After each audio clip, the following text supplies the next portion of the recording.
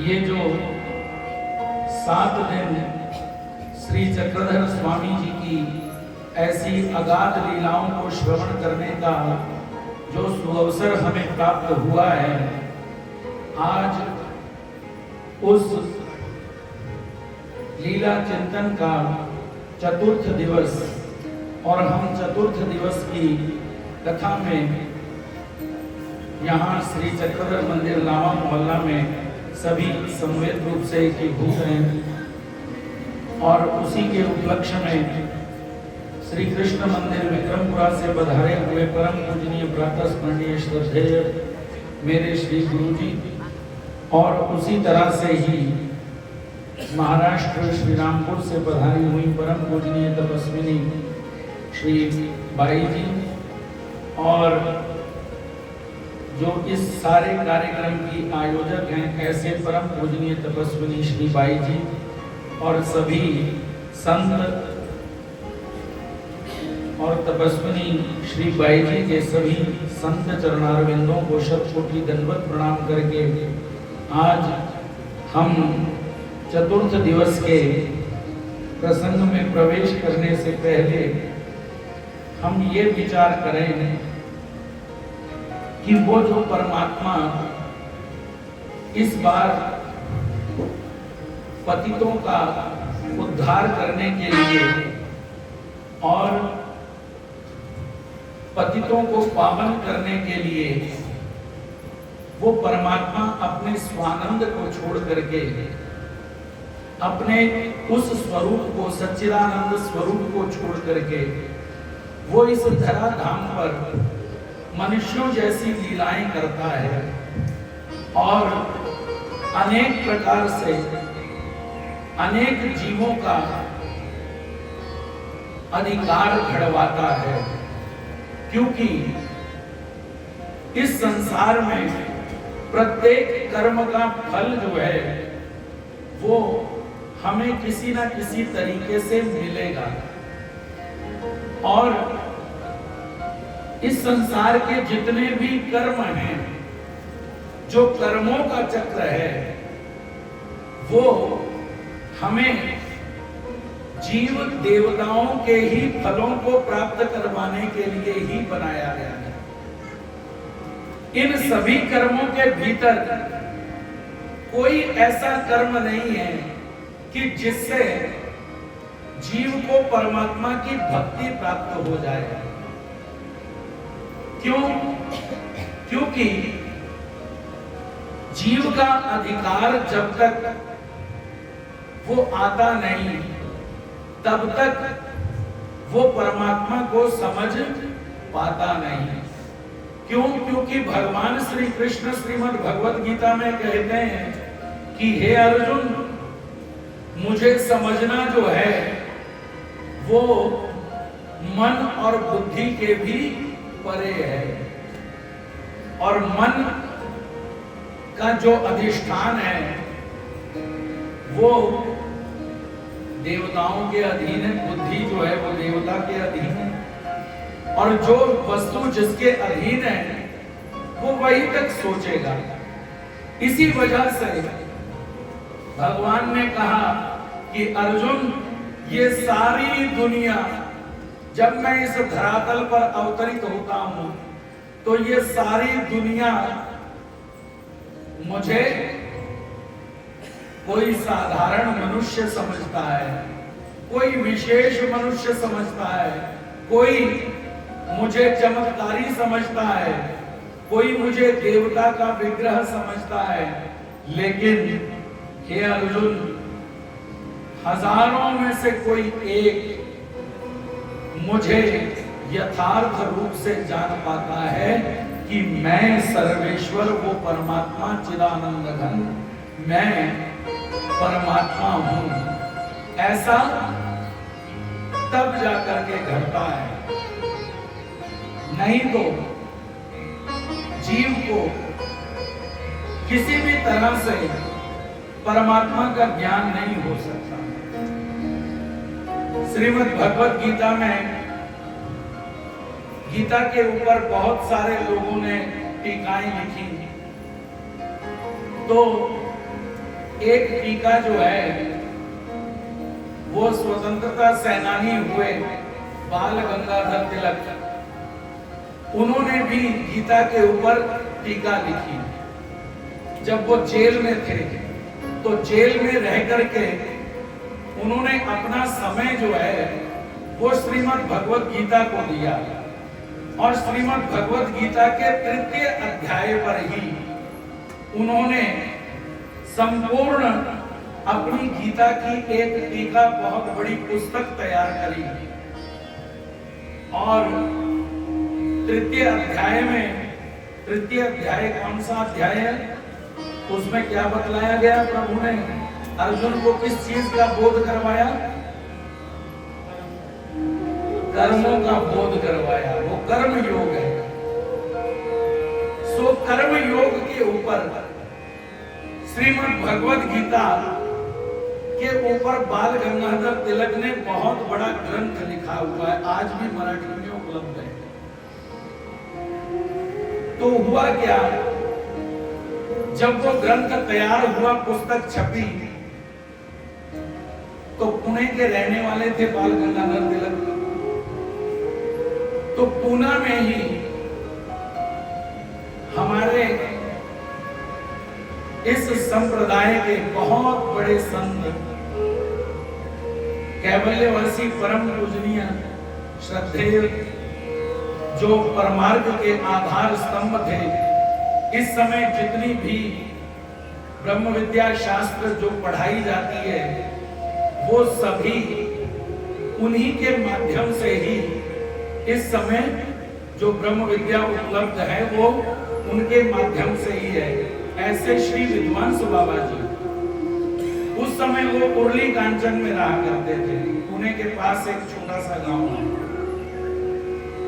तो पुणे में वो एक सदग्रस्त के घर आए हुए थे बाबा जी, और उसी समय बाल गंगाधर तिलक भी वहां पर पहुंचे। सो उन्होंने भेंट हुई। अब जैसे कोई पुस्तक लिखे, कोई भी आदमी जब कोई काम करता है बड़ा, तो उसे भीतर में ही वो कहते 2 चीजें बहुत आदमी को परेशान करती हैं। एक, अगर कोई अपमान कर दे वो भी आदमी को परेशान करता है, वो टिक करके बैठने नहीं देता। और दूसरा, अगर कोई सम्मान कर दे तो भी आदमी टिक के नहीं बैठ सकता। इसलिए भगवान ने कहा ये दोनों ही चीजें परेशान करने वाली हैं। जो परेशान करने वाली हैं, भगवान कहते उससे हमें परहेज करना चाहिए। सो भगवान ने कहा अपमान में अपमान मत समझो और सम्मान में सम्मान मत समझो। सदा सर्वदा एक ही भाव में रहो कि मैं भगवान का हूं और भगवान मेरे। बस यही भाव जो है, अगर यही भाव हम अपने आखिरी श्वासों तक टिका सके और कुछ ना हुआ हो हमसे, बस यही हम कहते रहे, तो हमारा उद्धार निश्चित है। ये मैं नहीं कहता, ये हमारे प्रथम आचार्य श्री नागदेव जी कहते हैं कि यहाँ का पंचनामिया भी जिसने केवल नाम लिया है, और वासनिक भी नहीं, वासनिक और आगे की सीढ़ी है, नाम स्मरणी नामिया, नाम लिया बस उसने, और थोड़ा बहुत उसे विधि निषेध का मालूम है, ज्ञान है, बाकी कुछ उसको आता जाता नहीं। केवल एक ही बात जानता है कि मैं भगवान का हूं और भगवान मेरे हैं। बस श्री नागदेव आचार्य जी कहते हैं अगर उस व्यक्ति को भगवान नहीं मिले ना, तो मेरे को भी नहीं मिले, ऐसा समझ लेना। ऐसा यहाँ का पंचनामिया भी विशेष है। इस वजह से कभी भी हमें अपने मन में ये विचार भाव नहीं लाना चाहिए। सो आदमी को सम्मान भी परेशान करता है। आदमी, इसीलिए भगवान ने कहा कि संसार की जितनी भी उपाधियां हैं, वो सभी उपाधियों का आदमी को जो साधक है उसे परित्याग करके केवल मनुष्य होकर के ही जीना चाहिए। क्यों? अब देखो, यहां तो बड़ी परेशानी है। मैं गया एक जगह, वहां अभी वहां 7 दिन श्री कृष्ण कथा थी। मैं वहां पे गया। अब 7वें दिन क्या था, 7वें दिन जितने भी वहां के नजदीक के जितने भी मंदिर थे, उन सभी मंदिरों के जो मुख्य हैं संत, उन सभी संतों को आमंत्रित किया गया था उस कार्यक्रम में। अब प्रॉब्लम क्या हुई, किस जो व्यास गति है, अब वो तो चेंज नहीं हो सकती, उसे तो आप बदल नहीं सकते, फ्रंट में तो वही रहेगी। सो क्या हुआ, उसके इर्द गिर्द गोल व्यवस्था कर दी गई। मैंने उन्हें कहा भी, मैंने कहा ऐसा है, जो कथा है ना ये 7वें दिन की, वो 7वें दिन की कथा या तो प्रोग्राम के बाद कर लो या प्रोग्राम से पहले ही कर लो, जब तक संत बाहर से आए। क्यों? क्योंकि मैंने कहा अच्छा नहीं लगता। कहते नहीं ऐसी कोई प्रॉब्लम नहीं है। मैंने कहा ठीक है, फिर अगर नहीं है तो बहुत अच्छी बात है। लग गई कुर्सियां। अब हुआ क्या कि सभी बैठ गए। एक मेरे अर्गा है बहुत बड़ी, लेकिन वो आए लेट, 2 बजे आए, तब तक आधा प्रोग्राम समाप्त हो चुका था। अब आप खुद विचार कीजिए, 2 बजे जो व्यक्ति पहुंचेगा उसे स्टेज पर फर्स्ट रो में बैठना मिलेगा? नहीं मिलेगा। क्यों? क्योंकि आगे बैठने के लिए सभी आगे बैठ जाएंगे, फिर जगह नहीं मिलेगी। तो हुआ क्या कि उन्हें थोड़ी सी जगह ऐसी मिली कि जो पब्लिक है ना, वो पब्लिक के थोड़ा सा मुंह जो है वो इधर को हो गया। प्रवचन हुए, सब कुछ हुआ। जब खाना खाने के लिए बैठे, तो खाना खाने के लिए बैठे तो प्रॉब्लम आ गई। अब उससे पहले ही सारे बैठ गए। वो जो लेट व्यक्ति है वो फिर जब पहुंचेगा लेट, तो फिर सबसे मिलते मिलते खाने तक भी पहुंचेगा लेट। वो लेट पहुंचे जगह जहां से वो बैठ गए। जैसे ही उनका पटकर लगाया गया, वो अंदर आए, उन्होंने वो दृश्य देखा कि मैं कहना कि दुर्वासा नालों भी ज्यादा गुस्सा उनको आ गया। उन्होंने भरे पंडाल में, लोगों के बीच में, वो जो महात्मा जी थे बेचारे जो प्रोग्राम कर रहे थे, उनको आवाज दी, ओए तुम्हें अकल नहीं है? तुम्हें बिठाना नहीं आता? अगर बिठाना नहीं आता तो हमें बुलाया ही क्यों? अब क्या बोलूं? कहा कि नहीं गुरुजी कोई बात नहीं, आपको हम आगे बिठा देते हैं। लेकिन उनको नहीं, फेरों करने मेरे लिए वहां सबसे पहले नंबर पे कुर्सी लगाओ। कुर्सी लगाई, फिर वहां बैठे, जैसे तैसे भोजन किया। रात को फिर दोबारा उन्होंने सारे संतों की मीटिंग ले ली। कहते सुखदेव मुनि नहीं उठा, मुझे उस जगह पर बैठना था। देखो जी, मैं क्या, मैं नहीं उठाई, ये मेरी गलती है। लेकिन जिनके प्रोग्राम में मैं गया था उन्होंने मुझे वहां पे बिठा दिया, मैं बैठ गया। मैं नहीं उठाई, ये मेरी गलती है। लेकिन मैंने कहा एक बात मैं आपको कहूं कि सम्मान जो है वो कभी भी मांगने से नहीं मिलता। आप में इतनी योग्यता हो कि आप जहां खड़े हो जाएं वही पहला नंबर हो जाए, चाहे आप आखिर में ही खड़े क्यों ना हो, वो पहला नंबर हो जाना चाहिए, तब मजा है। मांग करके मांगा तो क्या मांगा, लेकिन प्रॉब्लम ये है कि सम्मान जो है ना, और जो ये जो पटकर है ना नीचे, ये बड़ी परेशानी, मैं इसलिए रखता नहीं। लोग कहते रखा करो, मैं कहता ना ना ना ना, इसकी अगर आदत पड़ गई तो फिर भैया नीचे बैठने की आदत खराब हो जाएगी। फिर वो आदमी सोचता हो, जड़ी आपने देखी होगी एक बहुत पहले सीरियल आता होता था अलिफ लैला, उसमें वो जो चटाई होती है ना, वो चटाई उड़ती है, तो वो चटाई पटकर के जैसी ही है उसका डिजाइन। तो मैंने कहा भैया इससे मैं दूर हूं।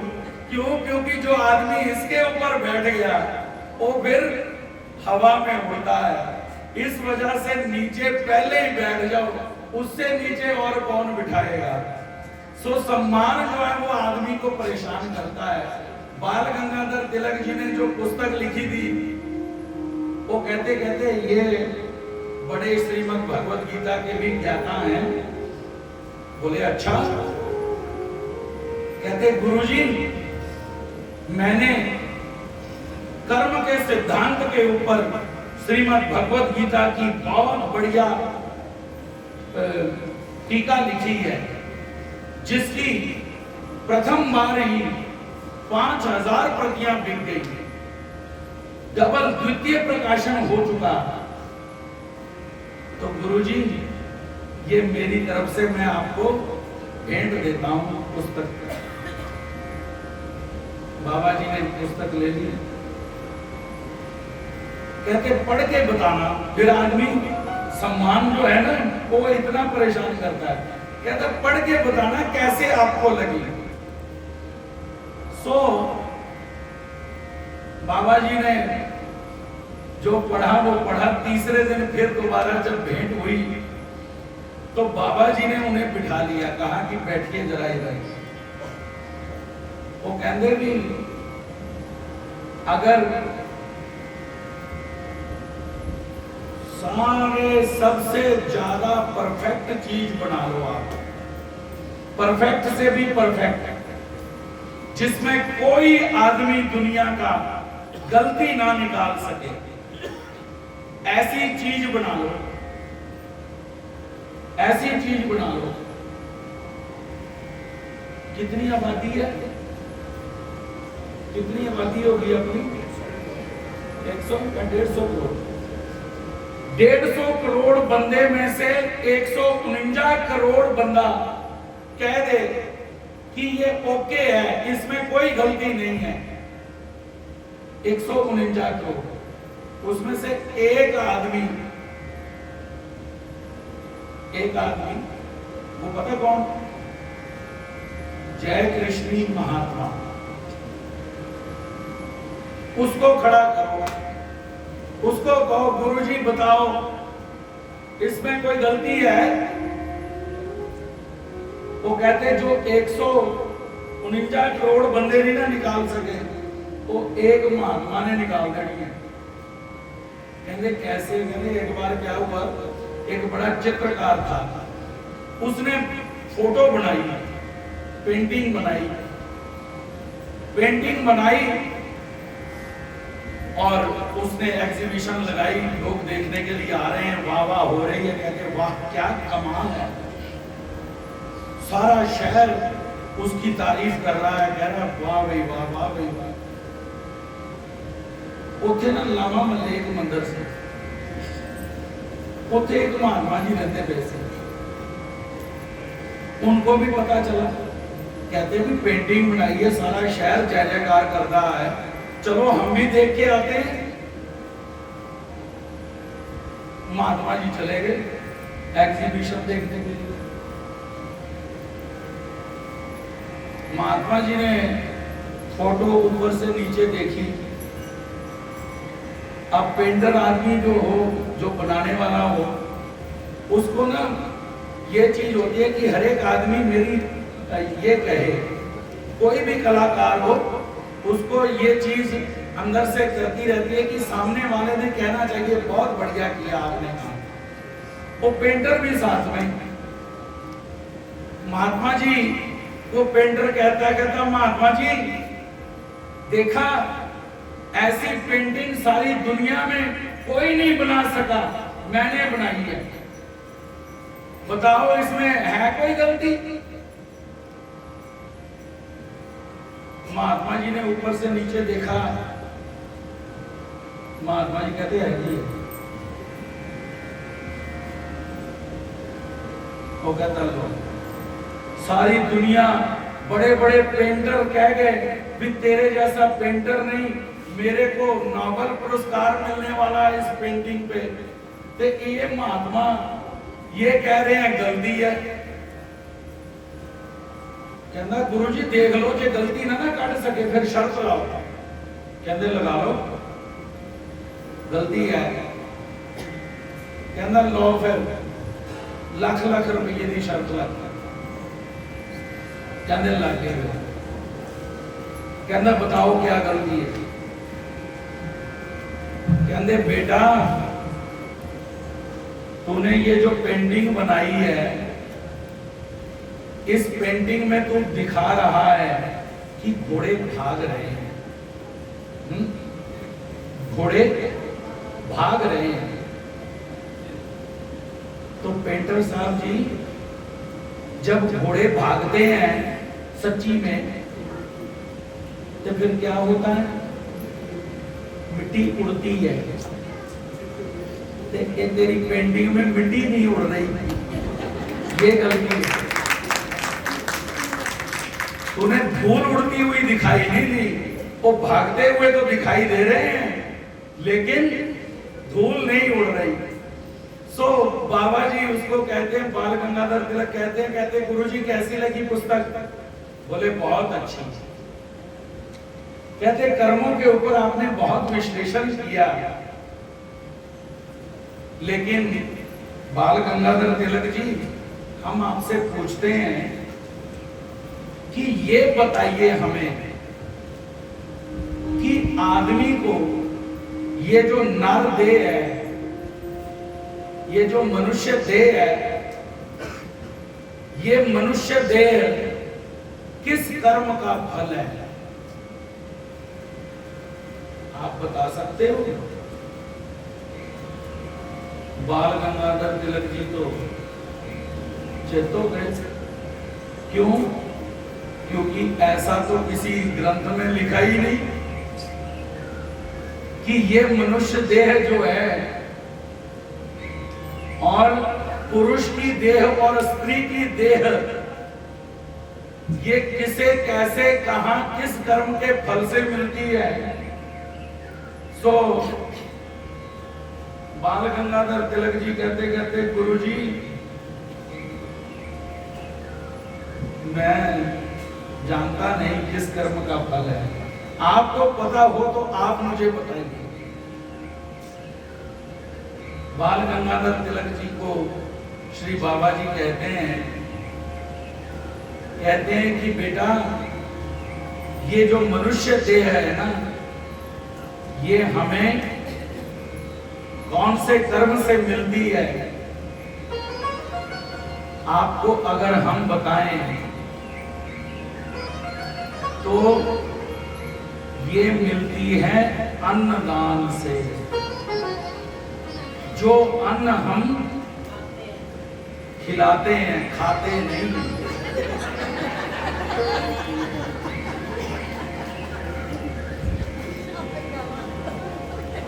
भगवान ने गीता में कहा, अर्जुन जो स्वयं बनाता है और स्वयं ही खा लेता है वो पाप को खाता है।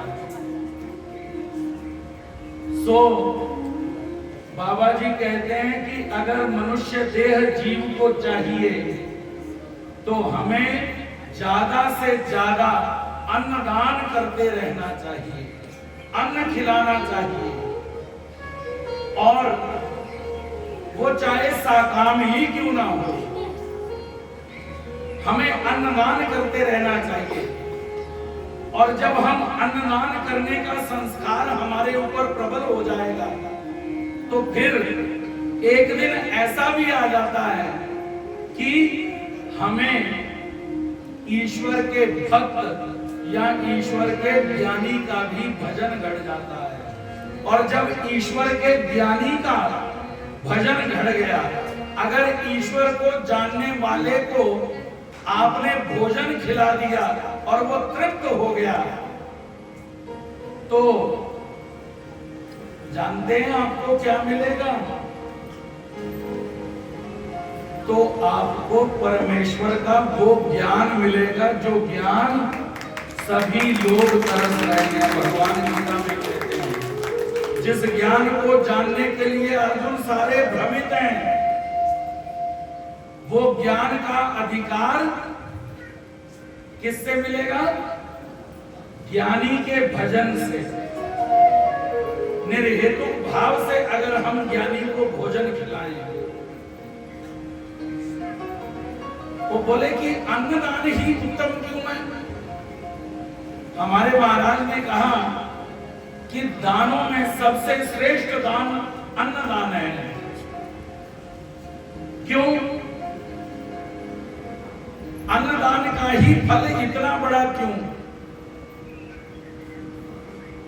तो अन्नदान का महत्व जो है वो इसलिए बड़ा है क्योंकि और जितने भी दान हैं, जितने भी दान हैं, उसमें लेने वाला जो है ना, वो तृप्त नहीं होता। पैसे दान करो आप, चाहे करोड़ों रुपए दे दो, महात्मा ने फिर बाहर जाके कहना प्रोग्राम फेल, कोई नहीं, बढ़िया दक्षिणा नहीं करती है ना।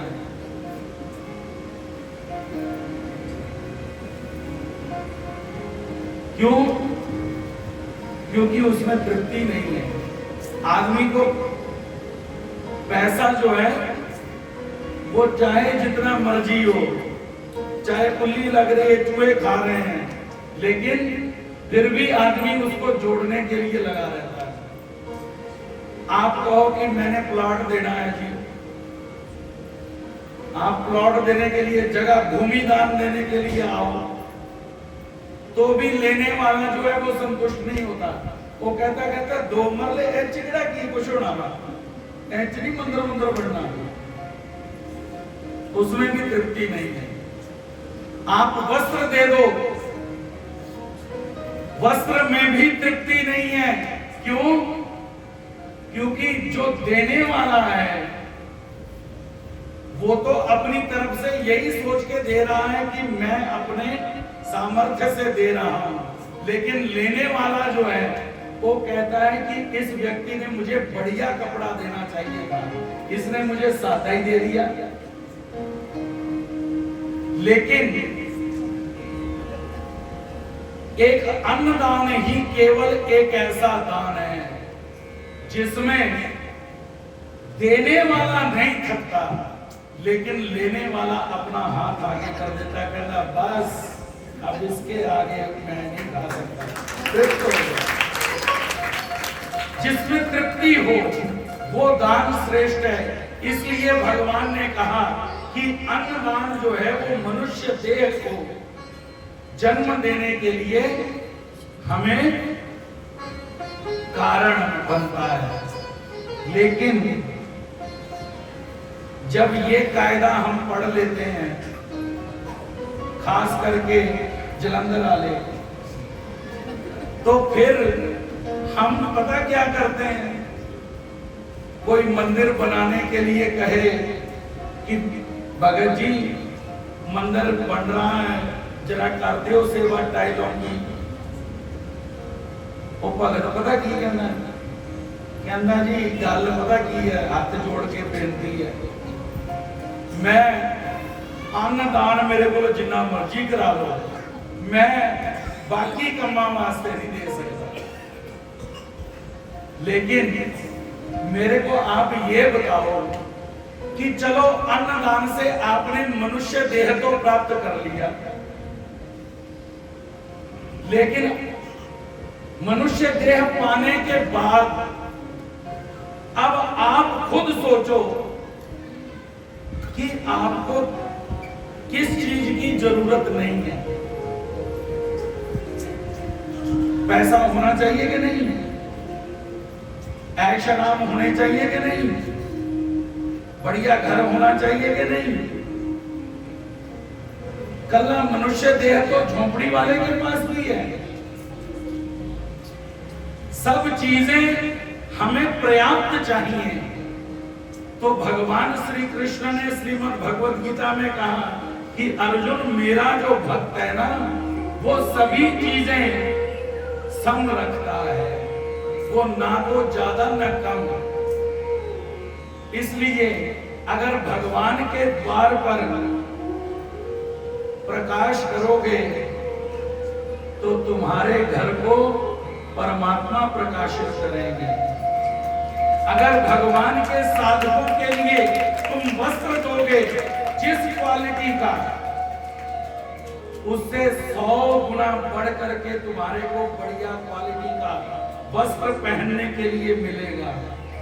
और अगर आपको मेरी बात ये ऐसा ही उड़दी लगे तो मैं आपको बात बतलाता हूं। महाभारत ग्रंथ में सबसे बड़ा दानी कौन है बताओ? सबसे बड़ा दानी है कर्ण। क्यों? क्योंकि समय आने पर उसने अपने कवच कुंडल भी दान कर दिए, लेकिन उसकी भी बेचारे की ना मेरे जैसी एक प्रॉब्लम थी। वो भी ना उसने कायदा एक पढ़ लिया था, एक लेसन उसने पढ़ लिया था। क्या? कि सबसे श्रेष्ठ धातु कौन सी है? स्वर्ण। तो सबसे श्रेष्ठ धातु का हमें दान करना चाहिए। बस उसने वही अपने दिमाग में रख ली, वो और कुछ दान नहीं करता था सिवाय सोने के। भगवान श्री कृष्ण ने देखा कि अरे एक कर्ण जो है सारी उम्र सोना ही दान करते आ रहा है, इसको बेचारे को आगे फिर मिलना भी सोना ही है, तो कल्ले सोने से तो बात बनेगी नहीं। तो फिर भगवान ब्राह्मण का वेश धारण करते हैं। और कर्ण का एक नियम था कि जब वो स्नान करके बाहर निकलता तो बाहर निकल करके वो जो भी पहला याचक होता उसकी इच्छा वो पूरी किया करता। भगवान पहले नंबर पे खड़े हो गए, वो स्नान करके बाहर निकला और कर्ण भगवान से पूछता है, कहता है कि प्रभु, भगवान कहते हैं कर्ण से, कर्ण ने जब पूछा कि ब्राह्मण आपकी क्या इच्छा है, बताइए क्या चाहते हैं मुझसे। ब्राह्मण कहने लगे, जो प्रभु ब्राह्मण के वेश में है, भगवान उसे कहते हैं कर्ण को कि कर्ण हमें भूख बहुत लगी हुई है, खाना खिला दो, बस हमें और कुछ नहीं चाहिए। कर्ण सोच में पड़ गया और कहने लगा कि आप गलत घर में आ गए। मैं आपको चाहिए तो 1 क्विंटल, 2 क्विंटल, 5 क्विंटल सोना दे सकता हूं, लेकिन मैं और चीज का दान ही नहीं करता। आप वहां जाएं जहां आपको भोजन मिल सकते, हाँ उसके बदले में आपको सोना दे देता हूं। भगवान कहते हैं नहीं, हमें नहीं चाहिए सोना, हमें तो भूख लगी है, सो खाने के लिए तो भोजन ही चाहिए। तो महाभारत में कथा आती है कि उसने भगवान को भोजन नहीं कराया। जब उसका अंतिम समय आया तो अंतिम समय होने के बाद जब वो मृत्यु को प्राप्त हुआ, स्वर्ग मिला उसे। अब स्वर्ग में जब वो बैठा, अब वहां पे तो काम करने की जरूरत नहीं, कुछ करने की जरूरत नहीं। सो जब खाना खाने के लिए बैठा तो रोटियां सोने की, सब्जी सोने की, काट थाली सज के आ गई सामने। कर्ण ने देखा ये तो स्वर्ण है, तो देवदूतों को कहता हुए मैं रोटी खानी है, ये क्या दे रहे हो? वो कहते बेटा जो दिया है वही यहाँ पे मिलता है। तूने सारी जिंदगी सोना दिया तो सोना ही मिलेगा तुझे। वो कहता है आप बदल नहीं सकते? बोले बदलने का सिस्टम हमारे यहाँ नहीं है, बदलने का सिस्टम मनुष्य देह में ही है। इसीलिए देवता भी इस मनुष्य देह को पाने के लिए तरसते हैं। क्यों? क्योंकि इसी मनुष्य देह में उद्धार हो सकता है, अन्यथा कोई ऐसा योनि नहीं, कोई ऐसी जगह नहीं है जहां पर जीव का उद्धार हो सके। सो वहां पर जब कर्ण ने दुख किया तो उस समय वहां पर कहते हैं कि उस समय वहां पर भगवान श्री कृष्ण पहुंचे और भगवान ने उन देवदूतों को कहा कि आप मेरे आदेश से आप कर्ण को समय दीजिए, समय दीजिए, ये भूमि पर जाकर के वो चीजें प्राप्त कर सके जो चीजें इसे अब लगती हैं। अब इसे पता चल गया कि आदमी को क्या क्या चाहिए। तो फिर कहते हैं कि कर्ण को भगवान 7 दिन के लिए इस धरती पे लेके आए दोबारा। सो कर्ण ने जितने भी लंगर लगते हैं ना,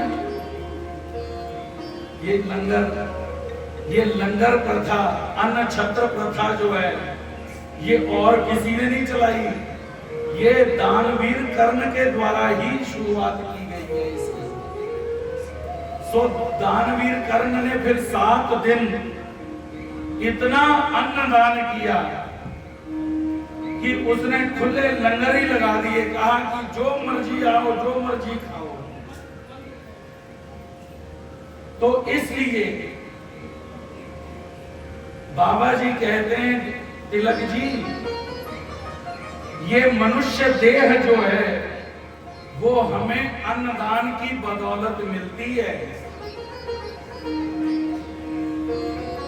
बाल गंगाधर तिलक ने जब ये बाबा जी की बात सुनी तो उसने अपनी उस गीता की प्रस्तावना में ये बात लिखी, कहा मेरे से बहुत बड़ी गलती हो गई कि मैंने ये पुस्तक अपने मन से लिखी और अपने मन से ही प्रकाशित कर दी।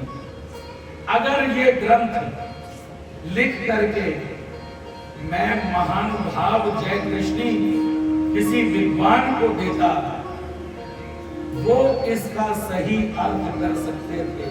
इसमें जो भी बतलाया गया है, इसमें जो भी लिखा गया है, वो मेरी मति है, मेरी बुद्धि ऐसा तथ्य कहती है, लेकिन ये सच है, ये पक्की बात नहीं है। मेरे से गलती हो गई, इसके ऊपर स्टैंप जो है वो जय कृष्णी आत्मा की लगनी चाहिए थी। ये बाल गंगाधर तिलक ने लिखा।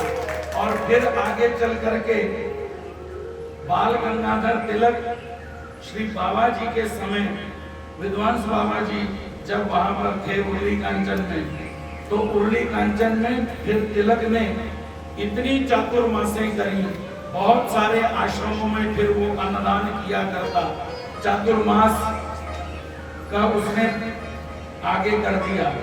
तो भोजन करने का ये फायदा होता है। इसीलिए भगवान श्री कृष्ण जो हैं, गोपियों का अधिकार बन जाए। गोपियां पहले भगवान को जानती ही नहीं थी, तो भगवान ने मन में सोचा कि इनको अब बनाना तो भक्त है, और जब तक इनका अधिकार नहीं होगा तब तक इन्हें भक्ति में प्रवेश कैसे मिलेगा। सो भगवान ने क्या किया, भगवान ने सोचा कि हमें इस बार क्या करना होगा, क्योंकि ये जो जीव है ना, ये जीव की सबसे एक बड़ा एक दोष है इसके अंदर। वैसे बहुत सारी गलतियां हैं, लेकिन एक दोष जो बड़ा है वो है पंच तत्व का। वो ऐसा दोष है कि जब हम खाना बनाते हैं ना, तो खाना बनाते बनाते अगर कोई बाहर का आदमी आ जाए, दोस्त, बेटे का मित्र आ जाए, तो बेटे के मित्र को परोसने का स्टाइल हमारा बदल जाता है। बदलता है कि नहीं, सच बोलना यहाँ। और अपने बेटे को जब परोसते हैं तो फिर स्टाइल जो है वो बदल जाता है। मैं अक्सर बात बताता, मेरे साथ रात अड़ गई है। मैं गया एक बारी ते एक भक्त के घर जाना हुआ। ओ भगत जी वाह वाह, आत्मसम्मान की बातें करे, क्या मैं इतने साल पुराना भगत, बहुत भक्ति, मैंने वहां फलानी जगह पंक्ति करता हूँ, उधर करता हूँ, इधर करता हूँ, फलानी जगह। मैं कहा चलो ठीक है। मैं क्या फिर ऐसा है भगत जी भी, मैं तब विद्यार्थी था। मैं क्या मैंने ना चरित्र लेना है, तब चरित्र छपे थे नए, जो नागराज बाबा जी ने छापे थे। मैं कहा मैं चरित्र लेना है। वो चरित्र उस समय 500 का कि 700 रुपए का था, मेरे को याद नहीं पता। मैं कहा अगर दे रहे हो तो बढ़िया गल है। मैं ऐसे ही उसको बोला मुझे चरित्र चाहिए। उन्हें चुप जाओ। इतने में उसका बेटा आया है? वो मेरे को सुनाने लगा बातें, कहता क्या करूं, आजकल काम धंधे बड़े नहीं रह गए, बड़ा घाटे से चलता पाया काम, ये है वो है, पैसे की कोई बुकत ही नहीं रह गई, इतने महंगी चीजें हो गई हैं, फलाना, मतलब सारी चीजें नेगेटिव बतानी शुरू कर दी उसने। इतने में क्या हुआ, उसका खुद का बेटा आया, आंदे ही वो कहना पापा, कहना एप्पल ने 4S निकाल दिया, कहता मुझे लेना है। वो कहता लै पुत आप शाम ਨੂੰ ही लेके आने। मेरे को मैं सोची पै गया, मैं क्या मामा मैं तेनू चरित्र मंगनिया तू दे नहीं दिया। ओनू तो मोबाइल उस समय, वो मोबाइल भी उस समय बहुत महंगे थे। तो भाव ये कि आदमी के अंदर जो है ना, भाव जो है वो वंचकत्व का है। जब बात आती है देने की, वैसे अगर दान की परिभाषा हम समझें तो दान किसे कहा गया? दान किसे कहा गया? दान की परिभाषा क्या है?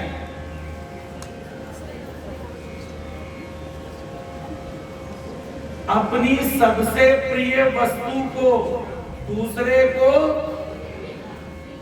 मन से छोड़ देना, कह देना कि ये लीजिए आप, वो दान है। ये दान नहीं है हम गए दुकान पे, मन चाया चलो महात्मा लोगों को कपड़े दे देते हैं। दुकानदार कहना हाँ भाई, कहते सानू धोतियां चाहिए जी। वो देखता भी ये तो पेंट कमीज वाले बंदे। वो फिर दुकानदार पूछता, कहना धोतियां करनियां की है तुसी? कहते असी ना मंदिर देने। फिर वो पता की करता, फिर वो धोती भी मंदिर वाली ही कटता, 75 रुपए वाली, जड़ी ना पाई जा सके ते ना धोती जा सके। वो फिर असी भी, मेरी भी गल सुन लो, फिर असी भी वो पाई लिया नहीं, असी भी वो लैन देन वास्ते ही रखियां हुई, अगे पीछे ही करते रहीदा।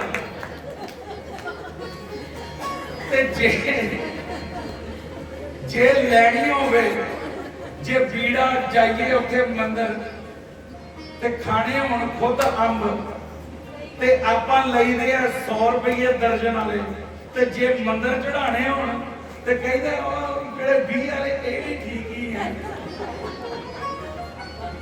तो ये दान नहीं है, ये तो हम एक दूसरे को फंसा रहे हैं।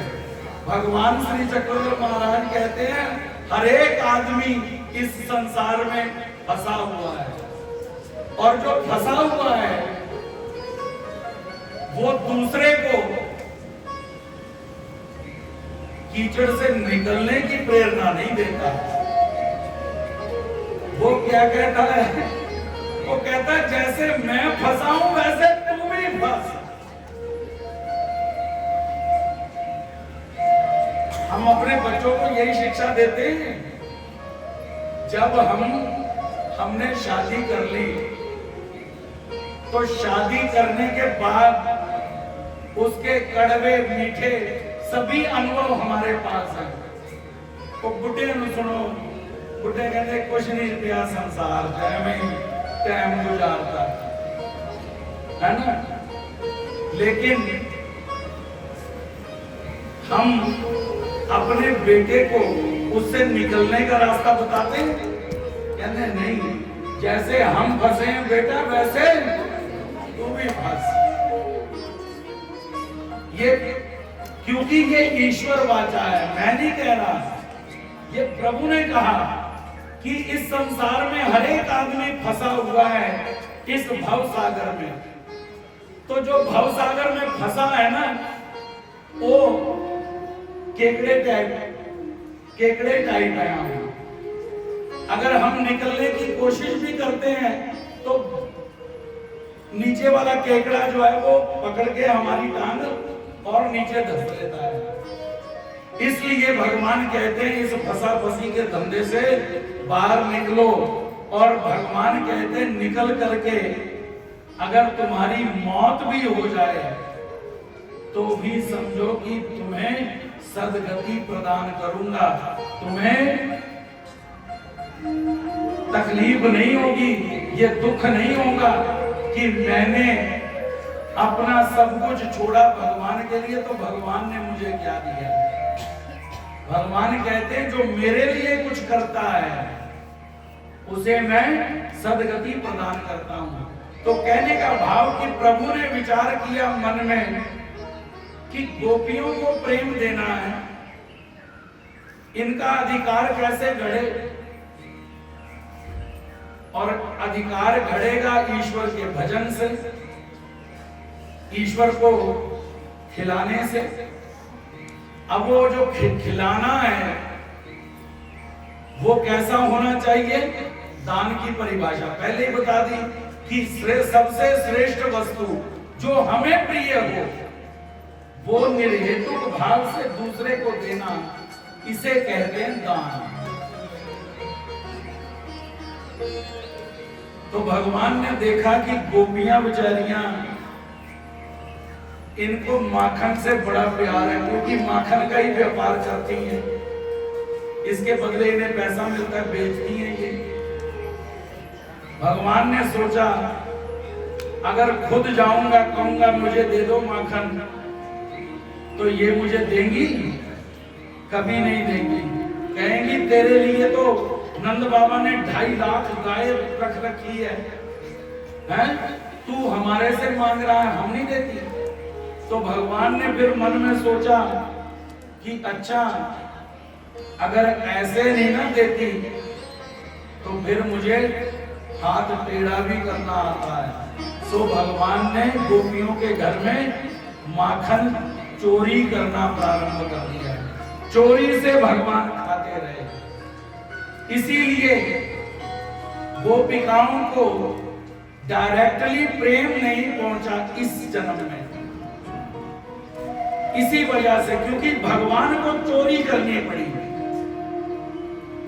इसलिए भगवान ने क्या किया, इस बार चोरी करके माखन तो खा लिया, अधिकार तो बना दिया उनका, लेकिन इस बार फिर भगवान ने उन्हें प्रेम की स्थिति प्रदान करी। डायरेक्टली प्रेम जो है वो केवल उद्धव जी को मिला।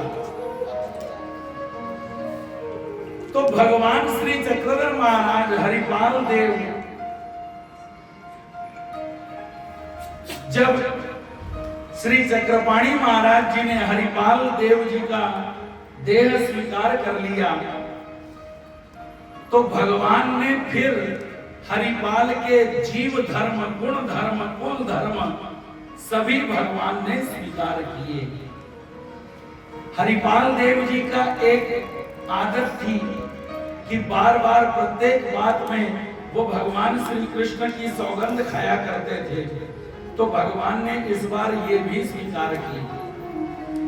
भगवान ने हरिपाल देव के जुआ खेलने की लत थी, तो भगवान ने वो जुआ भी खेलना स्वीकार किया।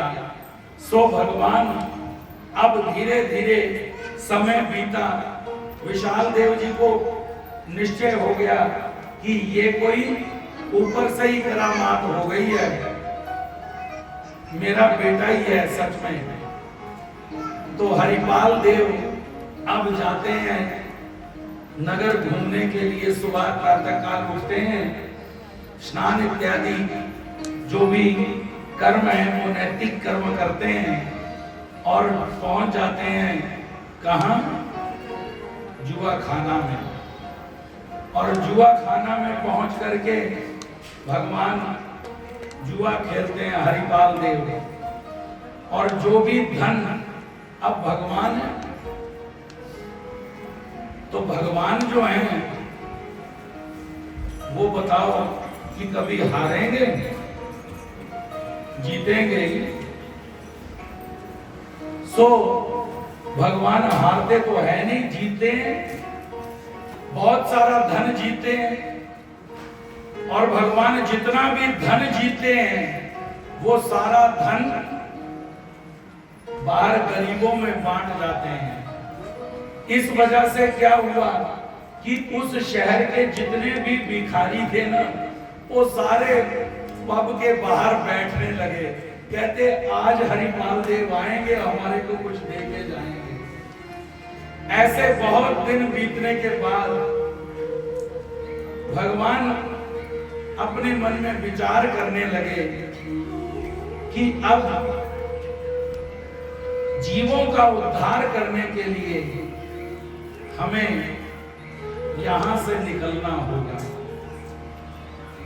सो भगवान निकलने का एक बहाना ढूंढ रहे थे। क्यों? क्योंकि ये जो दुनिया है ना, ये दुनिया सीधे तरीके से अगर आप कहो कि मैं प्रेम भाव से ही अपने घर में कह के निकल जाऊं तो निकलने नहीं देंगे। उसके लिए क्या करना होगा? उसके लिए विरोध को सहना ही होगा, विरोध करना ही होगा। सो भगवान भी बहाना ढूंढते हैं कि निकले तो निकले कैसे। और भगवान ने एक फिर लीला घड़ी ऐसी कि आज भगवान जब जुआ खेलने लगे तो जुआ खेलते खेलते भगवान ने आज हारना स्वीकार कर लिया। आज मन में सोच लिया कि जितने दांव खेलने हैं वो सभी हारने ही हैं। सो जितने दांव थे, जितना धन था जेब में लाए, वो सारा हार गए।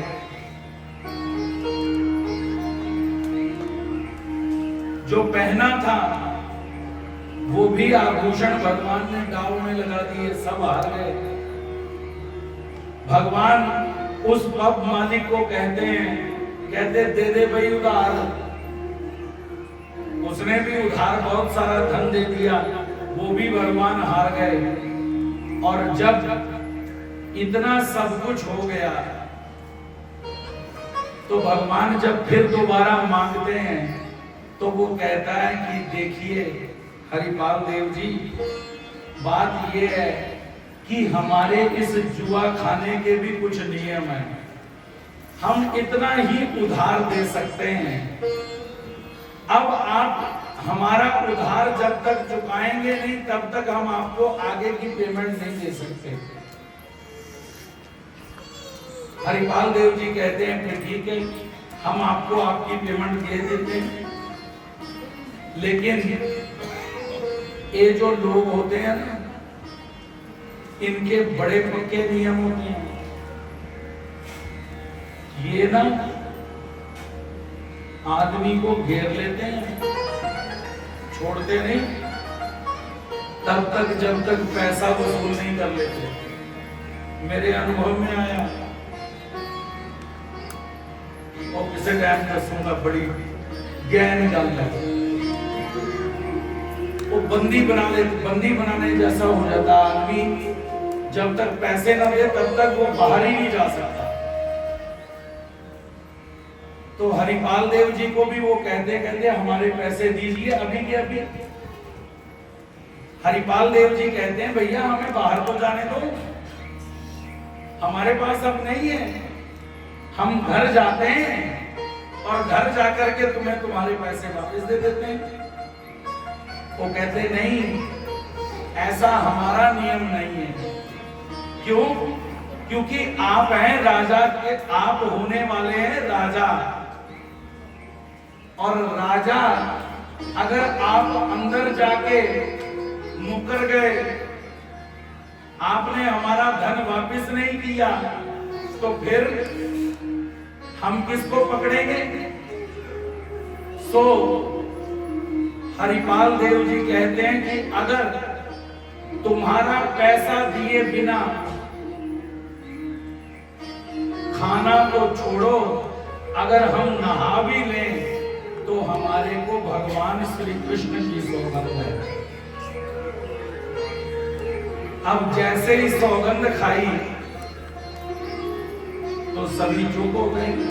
भगवान कहते हैं अगर तुम्हें लगे तो तुम हमारे साथ चलो। हरिपाल देव जी घर पहुंचे, अपनी पत्नी के कक्ष में पत्नी बैठी हैं। जैसे ही देखा हरिपाल देव जी आए, उठकर खड़ी हुई, कहा कि क्या बात है? आपके चेहरे पर इतनी चिंता दिखाई दे रही है? हरिपाल देव जी कहते हैं कि कमला, आज तुम्हारी जरूरत पड़ गई हमें। वो कहती क्या? हरिपाल देव जी कहते हैं कि आज हम जुआ हार गए। बोले अच्छा कोई बात नहीं, जुआ हार जीत वाला ही है। लेकिन हरिपाल देव जी कहते हैं कि आज का जो जुआ था ना, वो कुछ ज्यादा ही खेल गए हम। और जो पैसे लेने वाले हैं वो बाहर दरवाजे के बाहर खड़े हैं, उन्हें पैसा देना है हमें। और हमने सौगंध खा रखी है कि जब तक तुम्हें तुम्हारा पैसा नहीं देते तब तक हम स्नान भी नहीं करेंगे। मुझसे क्या चाहते हैं? भगवान हरिपाल देव जी कहते हैं कि हम ये चाहते हैं कि तुम्हारे पास जो तुम्हारे अलंकार है ना, आभूषण, वो आभूषण हमें दे दो। अब जैसे ही ये बात कमला को कही तो कमला जो है वो पत्नी, अब पत्नी की, माताओं की एक बड़ी प्रॉब्लम है। माताओं को जो मायके से आया वाला सोना होता है ना, वो बड़ा प्यारा होता है। जो माँ ने डाला हो, जो पिता ने डाला हो, वो उस आभूषणों से माता को ममता बहुत होती है।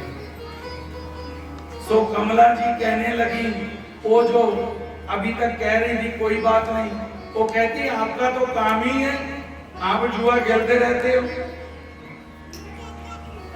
तो इसका मतलब ये नहीं है कि मैं अपने आभूषण आपको दे दूं। हरिपाल देव जी कहते हैं चिंता मत करो, तुमसे हम जितने आभूषण लेंगे उसके डबल हम तुम्हें बना के देंगे। लेकिन कमला जी कहती हैं कि नहीं, ये जो मेरे आभूषण है ना, ये मेरे बाबुल ने दिए हुए हैं, मेरे पिताजी के दिए हुए हैं। ये आभूषण मैं कभी नहीं दूंगी।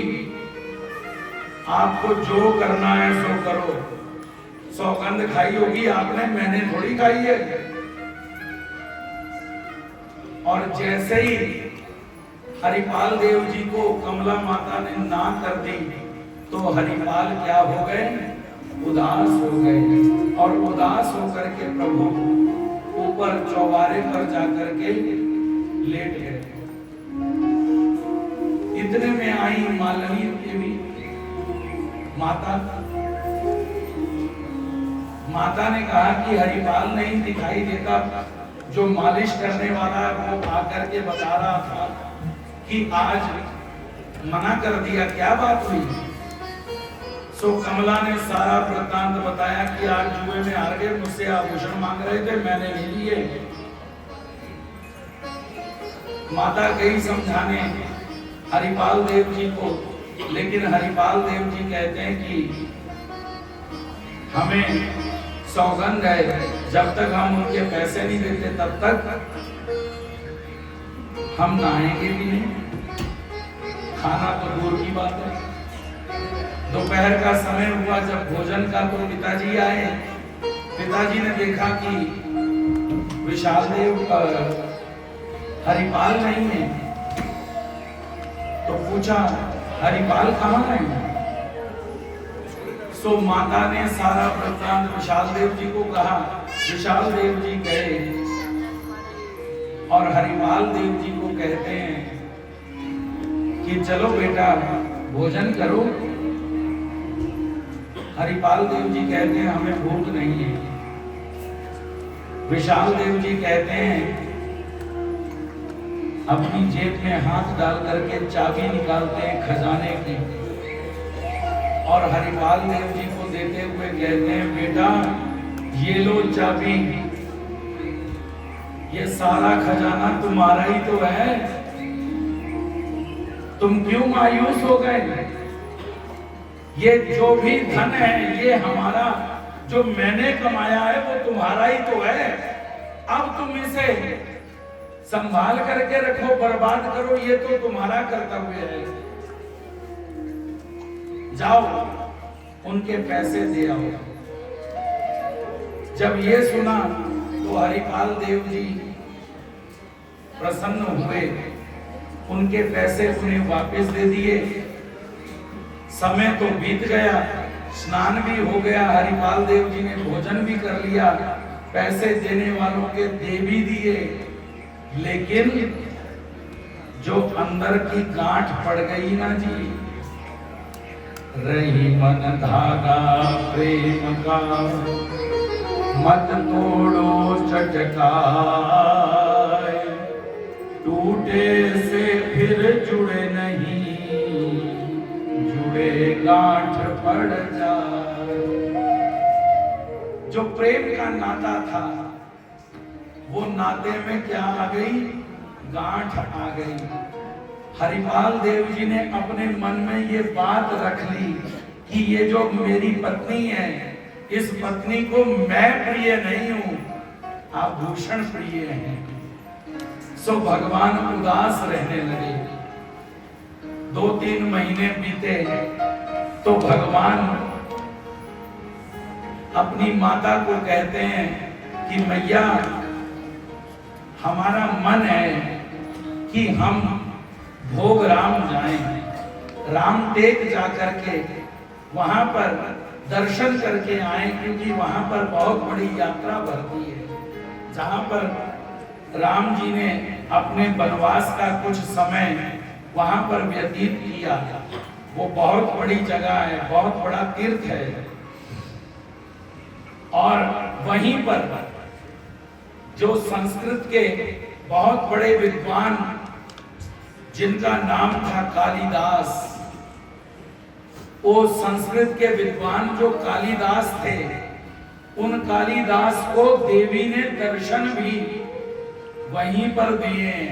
और वहीं पर महाकवि कालिदास ने अपनी सबसे बड़ी रचना, जिसका नाम है मेघदूत,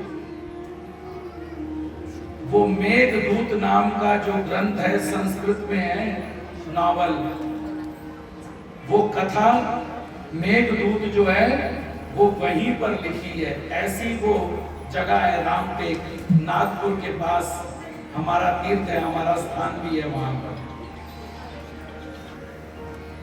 माता ने कहा कि मैं तो तुम्हें आज्ञा नहीं दे सकती, पिताजी से पूछना पड़ेगा। सो विशाल देव जी जब भोजन करने लगे तो माता ने कहा कि आपका बेटा जो है वो राम यात्रा जाना चाहता है, रामटेक जाना चाहता है। जैसे ही ये बात सुनी तो विशाल देव जी एकदम से कहते हैं कि नहीं, ये हट उसका पूरा नहीं कर सकते। क्यों? क्योंकि हमारा राज्य है गुजरात, और रामटेक जो जगह है वो कहाँ है? महाराष्ट्र में। और महाराष्ट्र में, महाराष्ट्र के जो राजा हैं और गुजरात के जो राजा हैं, इनमें क्या है? दुश्मनी। और हरिपाल देव कौन है? सामान्य व्यक्ति नहीं है, राजकुमार है। अगर किसी को पता चल गया कि गुजरात का राजकुमार जो है वो हमारी सीमा में आ गया, तो महाराष्ट्र के राजा इसको तकलीफ दे सकते हैं। इस वजह से मैं इसका हट पूरा नहीं करूंगा। अब जैसे ही ये बात पता चली तो हरिपाल देव जी ने क्या किया? हरिपाल देव जी ने एक एक दिन में एक एक चीज को छोड़ना शुरू कर दिया। जैसे नहाने के लिए पहले मालशी आता, मालशीए के बाद फिर प्रभु स्नान करते और स्नान करने के बाद फिर भोजन करना। तो अब क्या कर दिया, पहले दिन मालशिया कट कर दिया, दूसरे दिन स्नान कट कर दिया, तीसरे दिन जो अनेक प्रकार की सब्जियां हैं उन सब्जियों में से एक सब्जी छोड़ दी। करते करते करते करते क्या हो गया, एक दिन ऐसा भी आया कि अब वाकई व्रत हो गया। अब जैसे ही व्रत हुआ तो विशाल देव जी से रहा नहीं गया और हरिपाल का देह जो था वो कृष्ण होने लगा, कमजोर होने लगे। माता कहती है, अरे हमारा एक ही तो पुत्र है, अगर हम इसकी कोई जिद ही ना पूरी कर सके तो हमारे जीवन का क्या उद्देश्य है। अगर ये जाना चाहता ही है तो आप इसके रास्ते में मत आइए। आप क्या कीजिए, आप साथ में सैनिक भेज लीजिए, इसकी रक्षा में बॉडीगार्ड भेज दीजिए, जो सिविल में रहेंगे, किसी को पता नहीं चलेगा। इतनी भीड़ में ये भी दर्शन कराएगा, इसका भी मन पूरा हो जाएगा और आपकी भी बात रह जाएगी। सो विशाल देव जी ने 20 सैनिक जो हैं वो हरिपाल देव के साथ प्रस्थान किए और भगवान हरिपाल देव जो हैं वो अपना भड़ोच शहर छोड़ करके किस ओर प्रस्थान किया, राम यात्रा की ओर, भोगराम की ओर भगवान ने रास्ता पकड़ लिया। और रोज जहां पर फिर रात को रुकते तो भगवान भी बड़े स्कीमी हैं। भगवान ने क्या किया, एक एक सैनिक जो है वो पीछे संदेशा दे करके भेजना शुरू कर दिया कि जाओ हमारा संदेशा दे दो हमारे पिताजी को कि आपका बेटा जो है वो ठीक ठाक है। ऐसे करते करते जब हरिपाल देव देउलवाड़ा पहुंचे तो उस समय केवल 2 ही सैनिक जो हैं वो बचे रहे। ये 2 सैनिक जो थे ना ये पक्के थे। हरिपाल देव जी ने इनको भी बहुत भेजने का प्रयास किया, लेकिन ये जो 2 सैनिक थे इन्होंने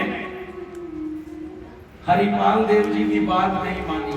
उन्होंने कहा कोई बात नहीं, हम आपके साथ ही रहेंगे।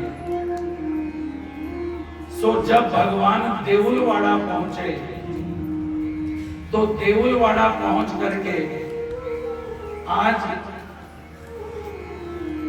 वो 2 सैनिक जब रात के समय सो गए थके हुए, सो प्रभु ने अपने जितने भी आभूषण, जितने भी बढ़िया वस्त्र जो पहन रखे थे उन सभी का भगवान ने परित्याग कर दिया और केवल एक वस्त्र अपनी कमर पर और एक वस्त्र अपने सर पर, ये 2 वस्त्रों से भगवान देउलवाड़ा से रात के समय में ही निकल पड़े किस ओर, परमेश्वर को रिद्धपुर की ओर। और इधर जब सुबह हुई उन 2 सैनिकों ने देखा तो हरिपाल देव जी नहीं है।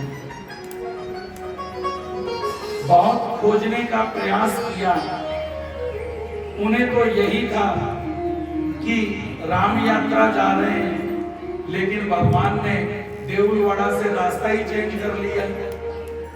हरिपाल देव जी कहां पहुंच गए, रिद्धपुर, और वो नागपुर के एरिया में ढूंढने लगे। और वो जो 2 सैनिक थे वो रामटेक तक भगवान को ढूंढते ढूंढते गए, लेकिन भगवान का कोई पता नहीं चला।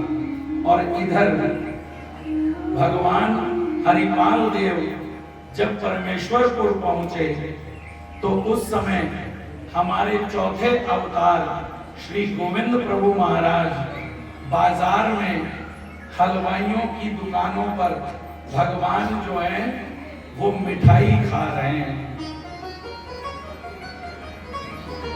प्रत्येक हलवाई की दुकान पर श्री गोविंद प्रभु महाराज जाते हैं और जो भी भगवान के मन में आती है चीज, जो मन को भाती है, भगवान किसी से पूछते नहीं कि तुम दोगे कि नहीं दोगे, मांगते नहीं है।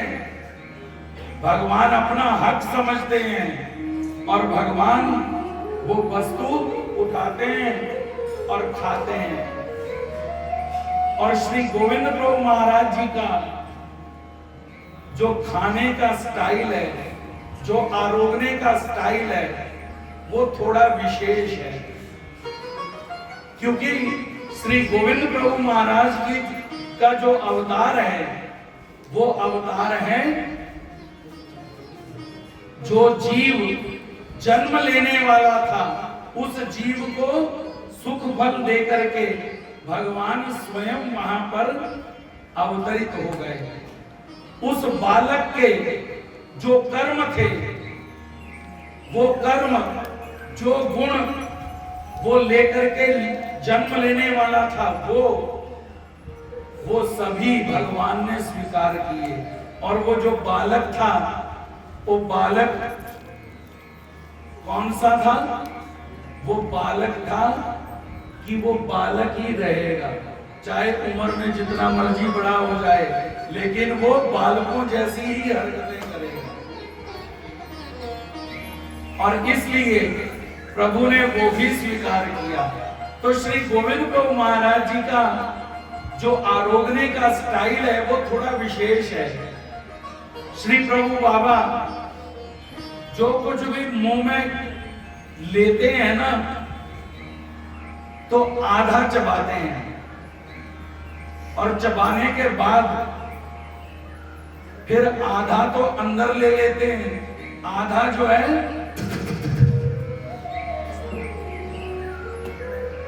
बाहर फेंक देते हैं। ये श्री प्रभु बाबा का स्टाइल है।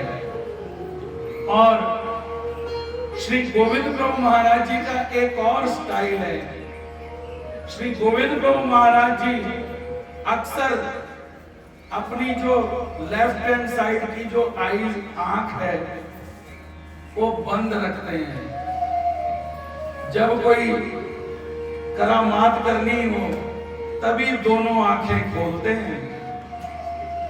जहां किसी को थप्पड़ थप्पड़ मारना हो तो, या किसी पे करुणा करनी हो तो तब दोनों आंखें खुलती हैं, नहीं तो प्रभु एक आंख बंद रखते हैं, एक ही आंख खुली रखते हैं। और जो हाथ है वो 3 उंगलियां और ये अंगूठा जो है वो इस तरह से बंद रखते हैं, एक ही उंगली खड़ी रहती है। हाथ तभी खुलता है जब किसी कार्य विशेष के लिए। सो भगवान उस समय हलवाइयों के बाजार में मिठाइयों के दुकानों पर आरोग रहे हैं और इतने में हमारे महाराज हरिपाल देव उधर से आ रहे हैं और इधर से श्री प्रभु बाबा हाथ में प्रभु के क्या है, अब आप ही बताओ, मैंने तो जितने कोई शक्कर पारे और गुड़ गुलगुले कह लो, जो भी सो जो भी भगवान के हाथ में है वो प्रभु ने देखा और जैसे ही नजर से नजर मिलाई तो नजर से नजर जब मिलती है तो फिर क्या करते हैं?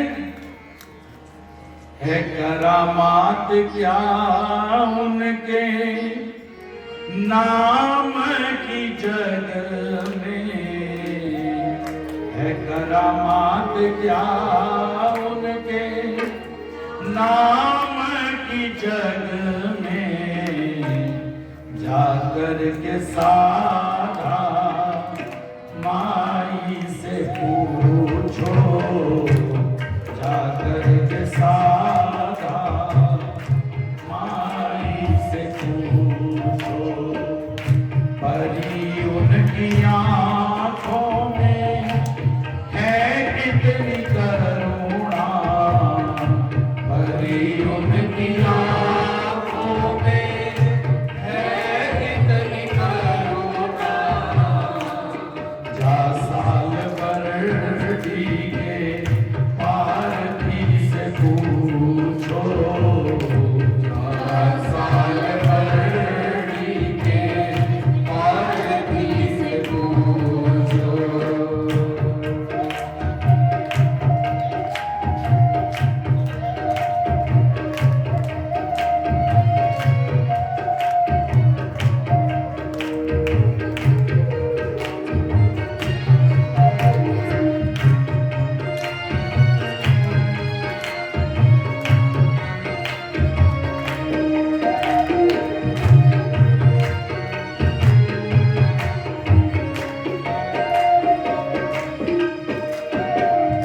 कृपा कैसे करते हैं शरणागतों पे, कृपा कैसे करते हैं शरणागतों पे, कृपा कैसे करते हैं शरणागतों पे, कृपा कैसे करते हैं शरणागतों पे। बता सकते हैं यदि, बता सकते हैं यदि मिलती लखड़ती पतितों को पावन वो कैसे बनाते, पतितों को पावन वो कैसे बनाते।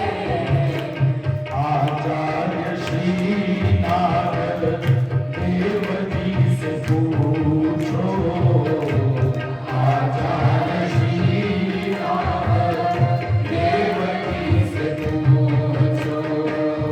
करामात क्या उनके नाम की जग में, करामात क्या उनके नाम की जग में जाकर के साधा माई से पूछो, जाकर के साधा माई से पूछो।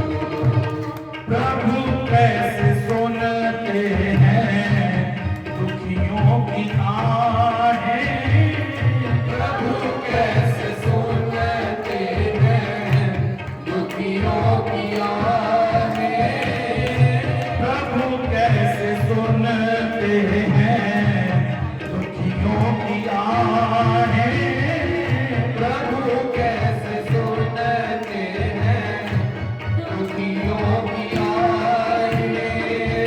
तुम्हें ज्ञात हो यदि, तुम्हें ज्ञात हो यदि ललिता की कहानी, निराधार का आधार है जग में, निराधार का आधार है जग में। ये प्रश्न शांता माई से पूछो, ये प्रश्न शांता माई से पूछो। करामात क्या उनके नाम की जग में, करामात क्या उनके नाम की जग में जाकर के साधा माई से पूछो।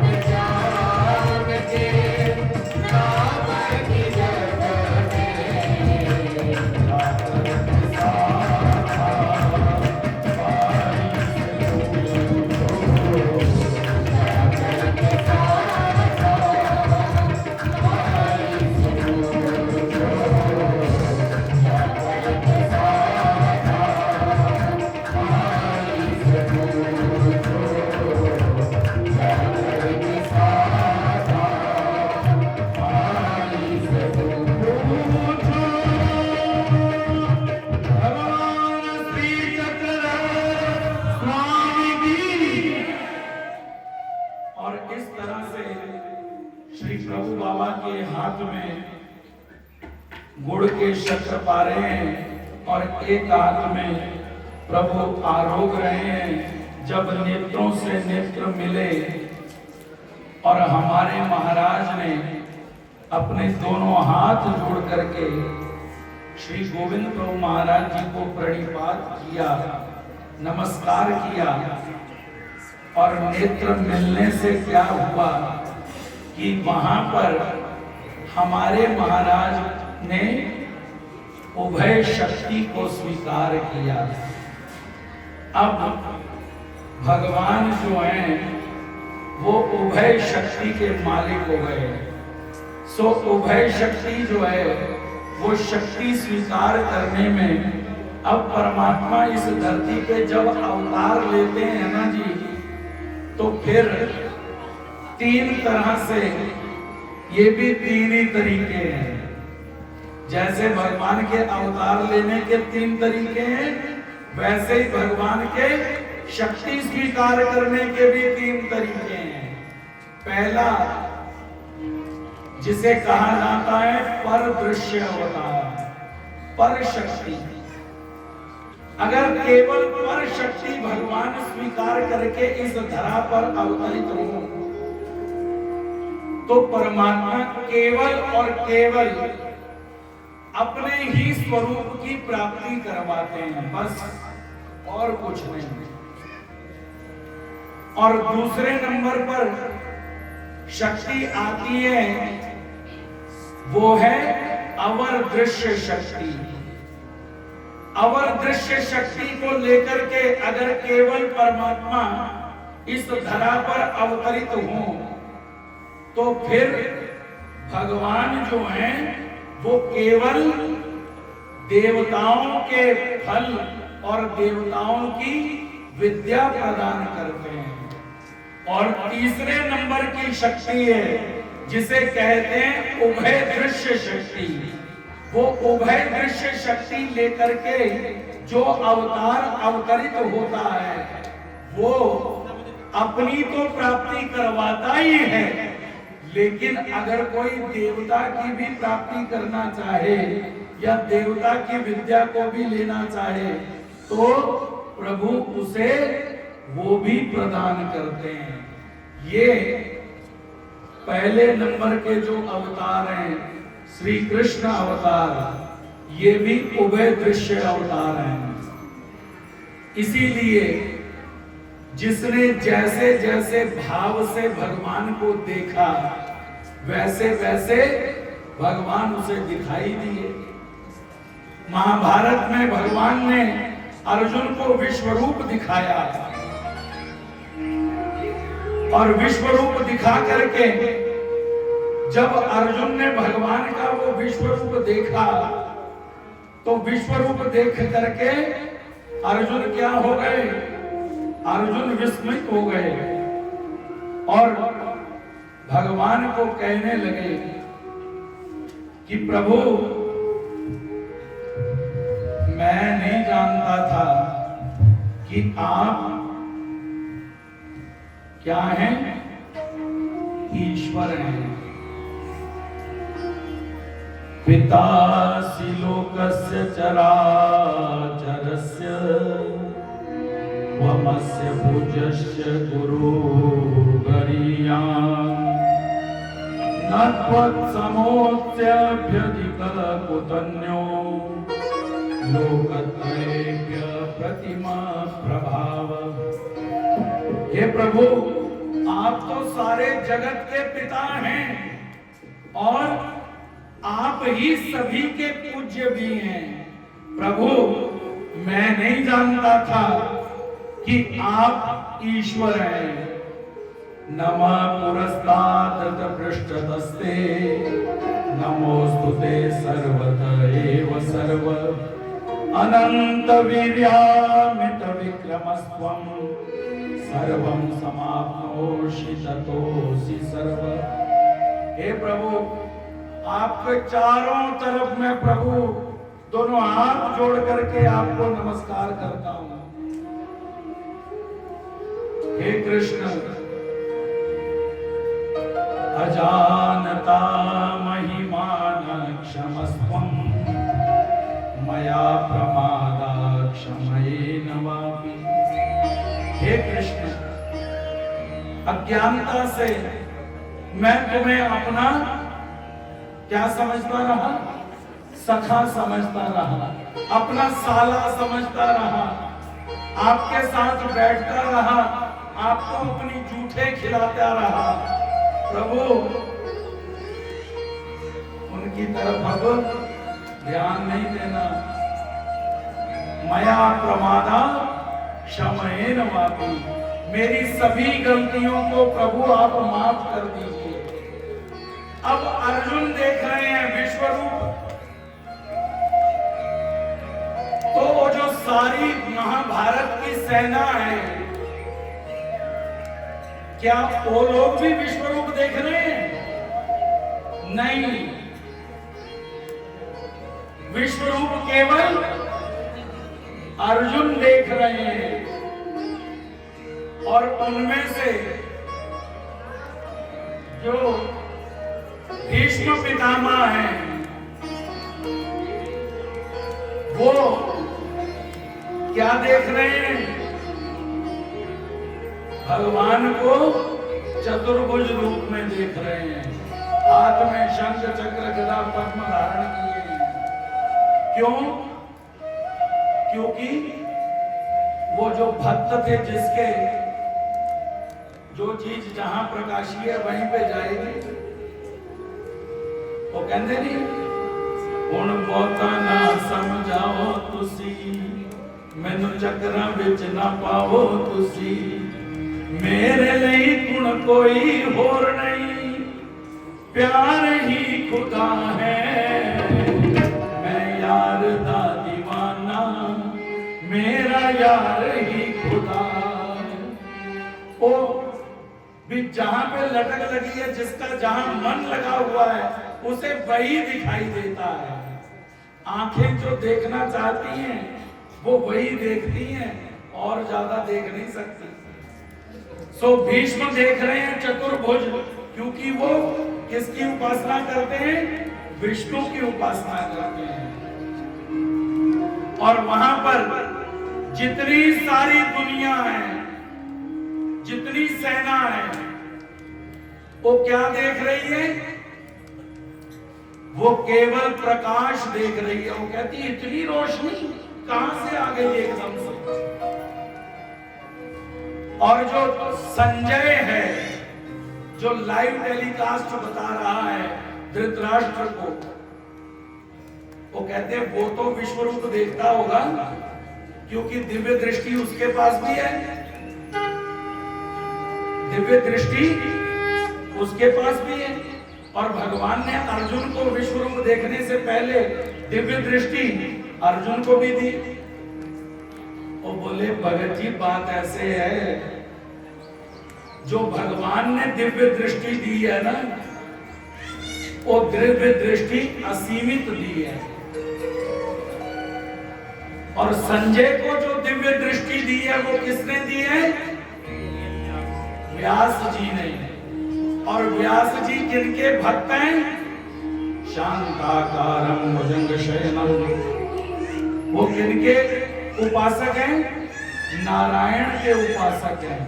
सो संजय जो है वो क्या देख रहे हैं? नारायण रूप देख रहे हैं, चतुर्भुज। और इनमें एक और है जो भगवान का सही रूप देख रहा है। ये तीनों ही, अर्जुन भी जो नहीं देख पाया, वो पता किसने देखा सही में? किसने? श्री उद्धव देव जी ने। जो श्री उद्धव देव जी हैं, वही केवल उस परमात्मा के सच्चिदानंद स्वरूप के दर्शन कर रहे हैं। बाकी सभी जिन जिन को जितनी जितनी दृष्टि है, उतनी उतनी दृष्टि से देख रहे हैं। और दूसरे नंबर पर हैं श्री दत्तात्रेय महाराज। श्री दत्तात्रेय महाराज भी जो हैं, ये भी उभयदर्शी अवतार हैं। इसीलिए श्री दत्तात्रेय महाराज के बारे में भी लोग जो हैं वो भ्रमित हैं कि श्री दत्तात्रेय महाराज कौन है। तीसरे नंबर पर श्री चक्रपाणी अवतार है उभयदर्शी, लेकिन श्री चक्रपाणी महाराज जी ने अवर शक्ति के कार्य किए हैं, वो अवरदर्शी अवतार हैं। इसीलिए श्री चक्रपाणी महाराज जी ने देवताओं के फल प्रदान किए। जो देवताओं की विद्याएं ये जीव अनेक युगों से पाने की कोशिश कर रहा है लेकिन मिल नहीं रही, भगवान उन देवताओं की विद्याएं प्रदान करते हैं। और चौथे नंबर पर है श्री गोविंद प्रभु महाराज, जो हैं उभयदर्शी लेकिन कार्य करते हैं परदर्शी का, जो केवल और केवल अपनी प्राप्ति करवाते हैं। इसीलिए हमारे साधन दाता भगवान श्री चक्रधर महाराज जी ने कहा कि श्री गोविंद प्रभु महाराज जी को जब कहा ना सेवा के लिए जाने के लिए, तो मेरे अर्गे टुटे भजे भी कहना पे कहते उथे वधिया, क्यों? क्योंकि उथे काम नहीं करना पैंदा है, क्योंकि सारे काम श्री गोविंद प्रभु महाराज ने दसना नहीं भी आ करो वो करो, तो काम करने सारे ही अजकल मंडो ही है। सेवा करनी होवे बस किसी को मंदिर छुड़वाना ना, एक काम कह दे बस कि तुसी ना जरा जोड़े सीधे करके ला जा, जे होर जे 2-4-5 दिन वास्ते 7 दिन कथा चलेगी, 7 दिन अगर तुसी चाहो किसी नूं भी वो ना आवे, ओनू एक ही गल कहनी भी ना तुसी ना लंगर लगन तो बाद भांडे आ ना, ਇਹ ਭਾਂਡਿਆਂ ਦੀ सेवा तुसी करके जाया करो, फिर दूसरे दिन उन्हें दिखना नहीं।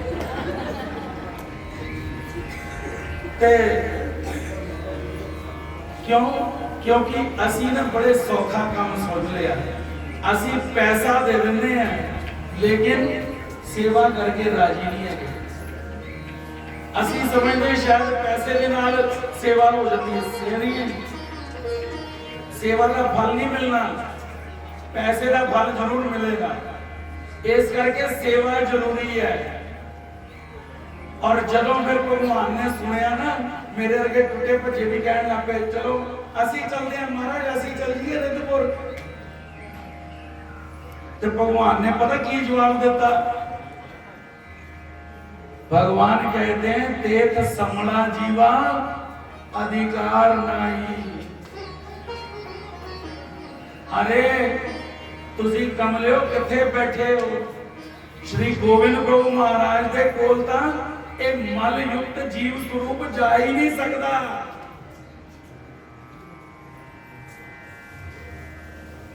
कितनी बरीक गल, जे बरीक गल दसां ते घंटा लग जाना, हुण दसवीं दी पर वो जदों 12 साल हो जाणगे ना, इत्थे चक्रधर चरित्र दसांगा, फिर 13वें साल दसांगा तुहानूं।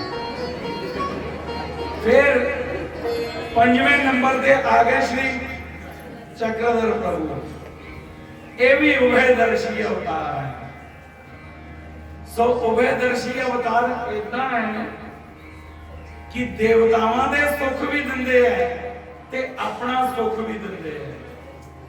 एक भगत सी बलेग्राम का, बलेग्राम का भगत सारे गांव के लोग माथा टेकने के लिए भगवान को आया करते, लेकिन एक बंदा वो नहीं आता था। सभी गांव वाले कहने लगे भैया सारी दुनिया आती है, तुम क्यों नहीं जाता? वो कहता भी देखो जी, मैं अगर भक्ति करता हूं ना तो केवल शिव जी की भक्ति करता हूं बस, और किसी के आगे माथा नहीं टेकता। चलो एक दोस्त मिल गया, कहता चल यार एक बार चलता सही, ले गया जबरदस्ती, भगवान के आगे खड़ा हो गया, हाथ न जोड़े। भगवान तो दिलों की जानते हैं। भगवान कहते हैं हाँ जी भगत जी, सुना है आप शिव की भक्ति करते हैं। बोले हाँ जी। बोले तो आप बता सकते हो शिव दिखाई कैसे देते हैं? अब वो थोड़ा सा कंफ्यूज हुआ। वो कहता है कि ऐसा है जी, कोई कहता है कि शिव की 4 भुजाएं हैं, कोई कहता है कि शिव की 8 भुजाएं हैं, और कोई कहता है 2 भुजाएं हैं। ऐसे अलग अलग मत हैं, लेकिन शिव जो हैं वो मेरे इष्ट हैं। भगवान कहते हैं अच्छा, तो फिर क्या तुम देखना चाहते हो कि शिव कैसे हैं? वो कहता महाराज हाँ। भगवान ने अपना हाथ पीछे किया और भगवान कहते हैं ये देख फिर उधर मेरे पीछे शिव नीचे उतर रहे हैं। और जैसे ही भगवान ने ये बात कही तो वो जो भक्त था उस भक्त के आंखों से अश्रु बहने लगे और वो शिव के दर्शन करने लगे। और जैसे ही शिव के दर्शन करने लगा तो पता ही नहीं चला कि मस्तक जो ऐसे था वो ऐसे कैसे हो गया, हाथ जो ऐसे थे वो ऐसे कैसे हो गए, और जो मस्तक था वो भगवान के जब उठा तो क्या देखता है, जो मस्तक है वो भगवान श्री चक्रधर महाराज के चरणों में है। और उसकी प्रतीति क्या हो गई कि जो शिव है वही चक्रधर स्वामी है। ये कार्य उभयदर्शी अवतार करते हैं। तो आज की कथा को यहीं पर विश्रांत करते हुए प्रभु ने अपनी ज्ञान शक्ति स्वीकार करी, और ज्ञान शक्ति को स्वीकार करने के बाद श्री गोविंद प्रभु महाराज जी से आज्ञा लेकर के अब ज्ञान होने के बाद फिर क्या होता है, फिर क्या हो जाता है, आदमी को बोध हो जाता है कि क्या चीजें ठीक थी और क्या चीजें गलत हैं। तो जब बोध हो जाता है तो फिर इस शरीर के साथ प्यार बढ़ जाता है, इस शरीर के साथ फिर मोह जो है नष्ट हो जाता है। तो भगवान ने भी वही स्वीकार किया। ज्ञान शक्ति स्वीकार करने के बाद भगवान श्री चक्रधर महाराज ने उत्कृष्ट वैराग्य का उदाहरण हम सभी के सामने पेश किया। और भगवान किस तरफ और प्रस्थान किया, भगवान एमपी में प्रवेश कर गए, मध्य प्रदेश में, और वहां पर किष्किंधा पर्वत की श्रृंखलाओं में सालबरडी प्रदेश में भगवान निवास करने लगे। और कल फिर आगे की कथा को हम लेकर के जाएंगे। तब तक आप सभी को जय श्री कृष्ण, दंडवत प्रणाम। समय आज फिर आगे बढ़ गया, लेकिन मैं आपको बताऊं कि नागदेव को भगवान जिस समय उत्तरापंथ जा रहे थे तो प्रभु रात के समय नागदेव जी को सारी सारी रात भगवान ने उपदेश किया। भगवान नागदेव जी को नींद आती तो भगवान अपने जो गड़वी पड़ी हुई थी ना उससे छींटा लेते और उसके ऊपर मारते, और वो कहता महाराज अति रात हो गई। भगवान कहते बस अभी, अरे पगले आधी रात हुई। एक साधारण विद्यावंत को अगर मिलना हो तो युग बीत जाते हैं। ये तो ब्रह्म विद्या तेरे को बता रहा हूं। तो भगवान समय जो है वो अपना काल चक्र चलता है, लेकिन परमात्मा की लीलाएं इतनी आनंदमयी है कि हमें लगता है, मुझे लगता है कि मैं बोलता ही जाऊं, मेरे 1000 मुख हो जाएं, 1000 मुखों से मैं बोलूं, लेकिन एक मुख सुनी के बोले, सुनने वाला सुनता ही रहे। ऐसा लगता है ये प्रभु के आनंद की ही बरसात है। इससे यही सिद्ध होता है कि भगवान का बोध जो है वो बराबर हमारे ऊपर अपना प्रभाव कर रहा है। आप सभी को जय श्री कृष्ण, दंडवत प्रणाम। भगवान